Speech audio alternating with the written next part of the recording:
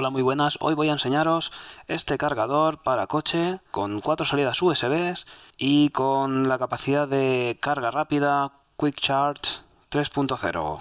¡Empezamos!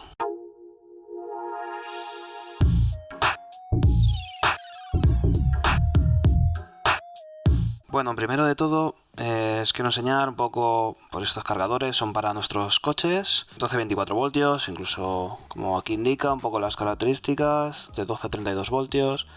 Salida, pues eso, 4 USBs, 5 voltios, perdón, 7 amperios, USB 12 voltios, 1,8 amperios, que es lo que corresponde al Quick Charge. Nada, que hay algunos símbolos que tienen que cumplir las normativas, doble aislamiento, la casita está como para un entorno interior y el icono de reciclaje. Y nada, lo del doble aislamiento no lo entiendo muy bien porque esto va a una batería de un coche, no va a la red eléctrica ni nada. No sé muy bien. Qualcomm Quick Charge 3.0 y las 4 salidas USB en color naranja, que es la de Quick Charge, ¿vale? Aquí indica algo que es como este es para iOS y esta es para Android. No sé qué diferencia puede haber. Y vamos a intentar abrirlo. Y bueno, lo primero que vemos aquí como las conexiones y una plaquita y vamos a intentar sacarlo esto. Me parece que esto me lo he cargado. Bueno, tenemos aquí una plaquita por un lado. Bueno, voy a intentar sacarla y luego vemos a ver cómo lo solucionamos. Bueno, conexión. Bueno, no tiene esto mucho. ¿Veis? Esto me lo he cargado. Tiene aquí como unas ranurillas. Son 2 PCBs. Exacto, aquí va. Y aquí están las conexiones que me he cargado. Y vamos a las PCB. Aparentemente es una PCB de 4 caras. Y bueno, aquí los conectores es un simple muelle que sirve también para hacer la presión cuando se introduce el dispositivo en el mechero. Y las dos salidas estas, las dos orejas estas son las conexiones de tierra, entiendo, y esto es el positivo. Tenemos aquí como una resistencia de fusible, de hecho pone F1, pues una resistencia de 0 ohmios. Luego tenemos aquí un integrado. Bueno, entiendo que esto lo que hará es, básicamente tenemos una entrada de 12-24 voltios y lo que sacamos a la salida necesitamos 5 voltios. Pues lo que necesitamos es un regulador que pase esos 12 voltios, 12-24 voltios a los 5 voltios. Supongo que este integrado será el encargado, aunque me parece que no indica, está borrado, al igual que este otro. De hecho, hay dos bobinas que tienen pinta de ser un back para convertir esos, como os decía, esos 12-24 voltios a los 5 voltios. Con la bobina, la inductancia que se necesita, condensador supongo de entrada y salida. Vemos aquí una cantidad de vías importante porque estas pistas llevarán bastante corriente.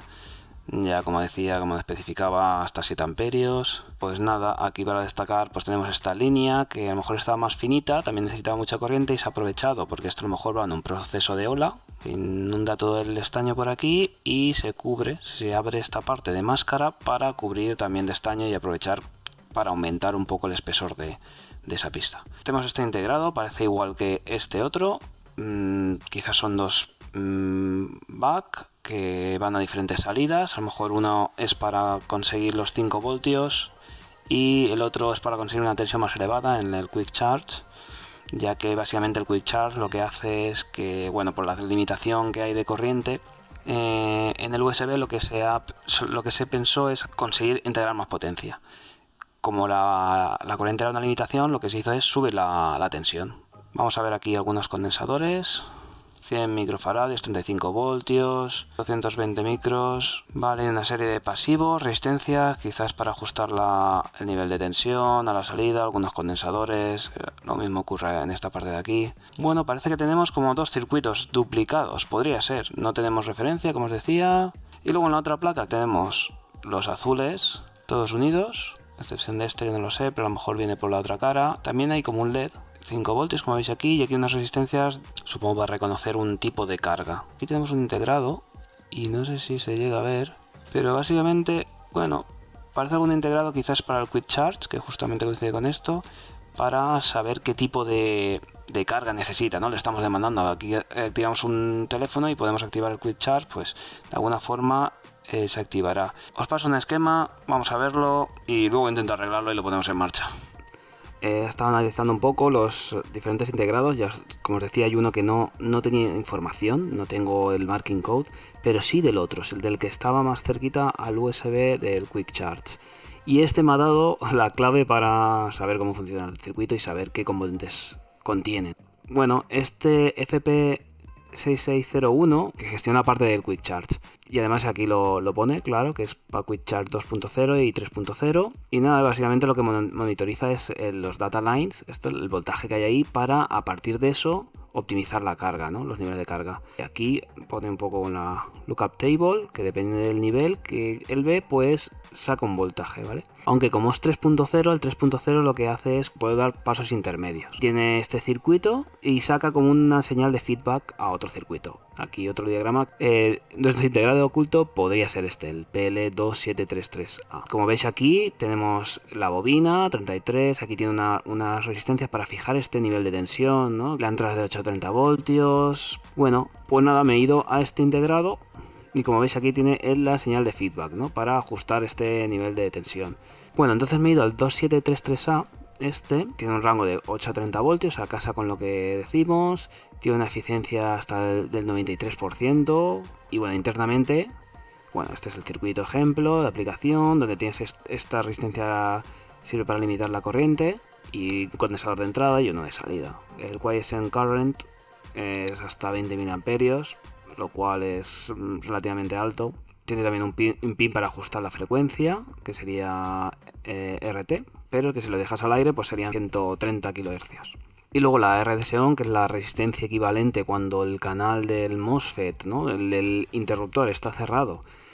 Serían unos 40 mA-ohmios, algo que es muy pequeño. Y luego tiene aquí como, parece que no tengo un máximo, ya te digo, ya os digo que esta hoja técnica te pone algunos datos, pero no todos. Me gustaría alguna gráfica para ver para qué condiciones es el 93% este que reclaman ellos de rendimiento. Y el diagrama es lo que quiero que conozcáis, esta parte, que es el interruptor.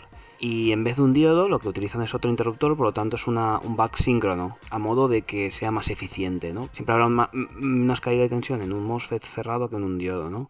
Tiene una serie de protecciones. Y luego el feedback, que va con un comparador que compara la tensión esta con la de 1,21 voltios, a modo de que cuando la tensión llegue a un valor determinado, pues corte o abre este circuito, ¿no? Además, luego el pin de limitación de corriente, que va a otro comparador, y dependiendo de eso, pues corta lo que es el driver, ¿no? De control de los MOSFETs. Como os decía, no he encontrado ninguna gráfica que me indique cuál es el rendimiento, pero esto lo comprobaremos. Para que conozcáis un poco el Quick Charge, yo no estaba muy al tanto de esto. Bueno, sé que mi móvil lo tiene y tal, y sé que carga más, y conocía a grandes rasgos la tecnología. Y bueno, encontré algunos documentos interesantes en la página de Belkin, que como conoceréis muchos, Belkin es un fabricante de dispositivos electrónicos, tiene muchos productos. Y he encontrado este artículo bastante interesante sobre el Quick Charge de Qualcomm, donde bueno, aparece esta tablita de aquí, explicando cada uno de las versiones del Quick Charge. Yo no sabía que había incluso ya 4.0 y 4 Blues. En los que nos centramos es el 2.0 y el 3.0, que básicamente la diferencia entre ellos dos es que el 2.0 tiene fijos unos voltajes, 5, 9 o 12 voltios, y el Quick Charge lo que consigue es un poco optimizar eso, tiene como un rango, se puede ir ajustando. Luego existe el Quick Charge 4.0, que lo que hace es aumentar hasta 20 voltios y también aumenta, según el conector, pone aquí también. Sí, el Quick Charge 4 Plus lo que he visto es que es un poco más eficiente que el 4.0, aunque saca todo, es como una versión mejorada o algo así, ¿no? Nada, también, volviendo al Qualcomm Quick Charge, tenemos una lista que podemos descargar en Qualcomm, que también os dejaré en la descripción, con todos los dispositivos compatibles, ¿vale? Incluso aquí pone controladores, o sea, ya con esto, mira, y si nos fijamos, FP6601 de Fiti Power, que habíamos analizado antes, está dentro de la lista como controladores reconocidos por Qualcomm para garantizar el Quick Charge, ¿no? En este caso Quick Charge 2.0, controladores 3.0, él sería el Q. Primer punto positivo de que sí que parece que este cargador sería válido, ¿no? Existen otro tipo de de estándares de carga rápida, la verdad es que desconocía que hubieran tantos. La idea del Qualcomm con USB Power Delivery, pues bueno, haga que al final todo el mundo vaya en la misma dirección. Bueno, pues tras conocer los circuitos que tenemos, ¿no? Las referencias, he sacado el esquema y básicamente es una réplica de lo que teníamos en el datasheet.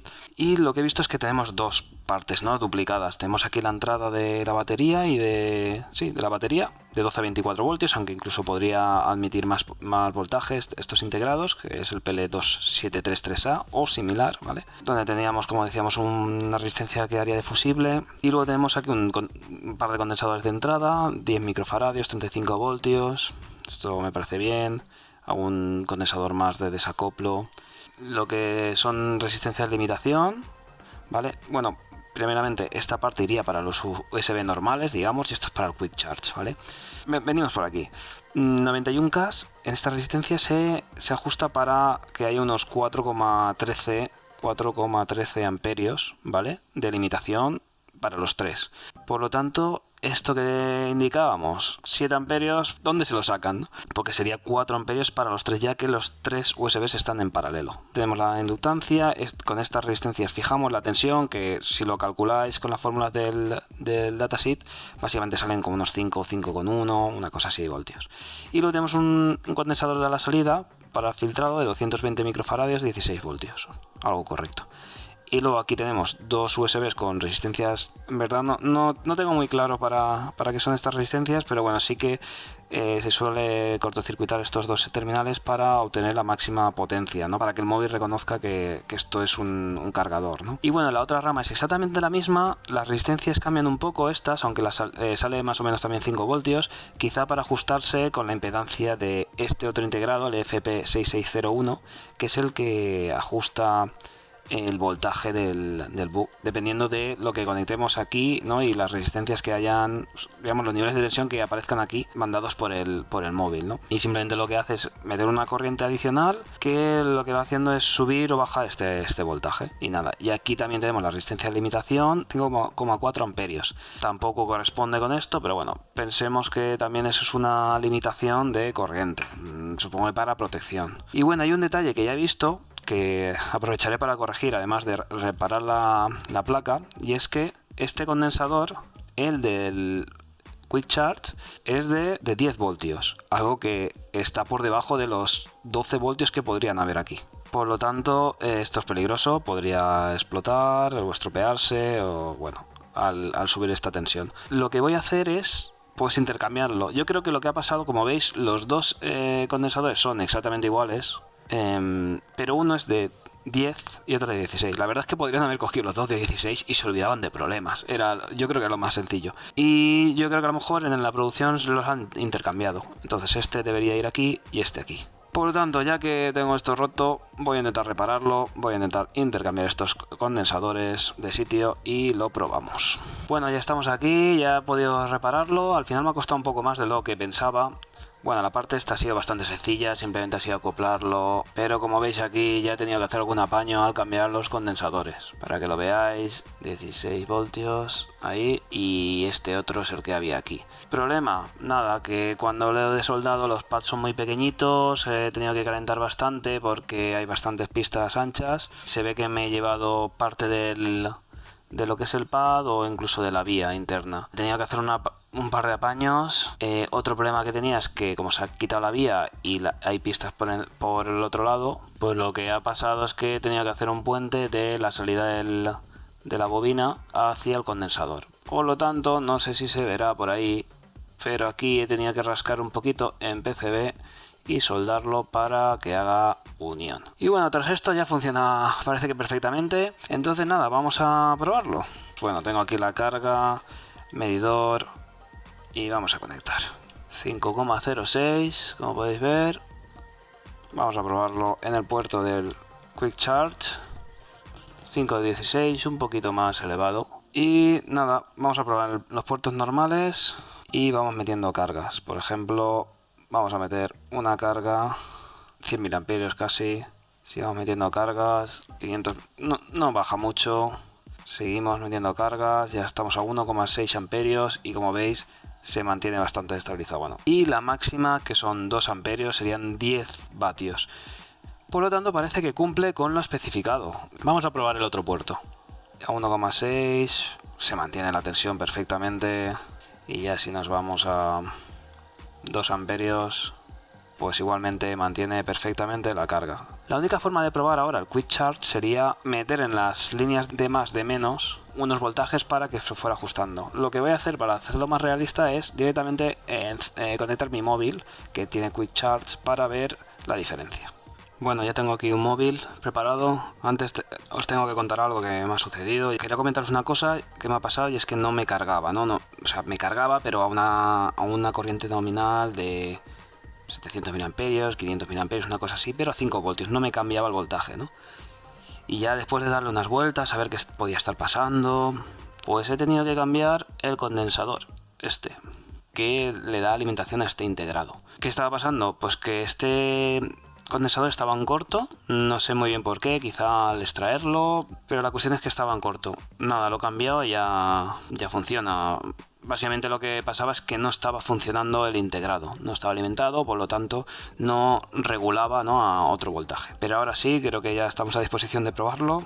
Nada, voy a conectar y como veis, después de conectar, aquí el voltaje ha variado, son ahora 9 voltios, 200 mAh y él ya va ajustando. Como veis, aquí el voltaje ya cambia. Si nos vamos a otro puerto, pues como veis está cargando a unos 2,7 vatios, 3 vatios ahora, mientras que si nos vamos ahora está cargando a 1,2 vatios, está cargando menos. Bueno, de hecho, fijaros, ahora ya ha cambiado, empieza a cargar como de forma más rápida y ya llega hasta los 9 vatios, mientras que con el de 5 voltios no llegaba tanto.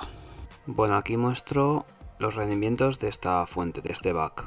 Bueno, primeramente comentar que esta columna refleja ya algunas pérdidas que me he medido en el cable. Entonces realmente la tensión de entrada que le llegaba al dispositivo era menor. Evidentemente es menor conforme vamos aumentando la corriente de entrada, porque hay una mayor caída de tensión. Y bueno, con esto obtenemos tanto la potencia de entrada como la potencia de salida y un rendimiento, una eficiencia que tiene esa fuente. Y vemos que no llega al 93% que especifica el datasheet. Estamos en torno al 73%. En el caso de para 24 voltios, estamos hablando del 73% también, 72,5%. Y en el caso de 8 voltios, pues sobre el último dato no hagáis mucho caso porque, bueno, mi fuente, como es de 1,5 amperios, a partir de 1,5 empieza a recortar un poco la tensión de entrada, como veis. Empieza a bajar, entonces eso hace que ya el rendimiento parezca que no sea adecuado. Así que esta última línea no le hagáis caso. Y luego otro dato interesante que quería remarcar era la eficiencia respecto a un LDO, ¿vale? En el mismo caso, un LDO tendría como un 46% de eficiencia, ya que básicamente la corriente de salida sería la misma corriente que la de entrada.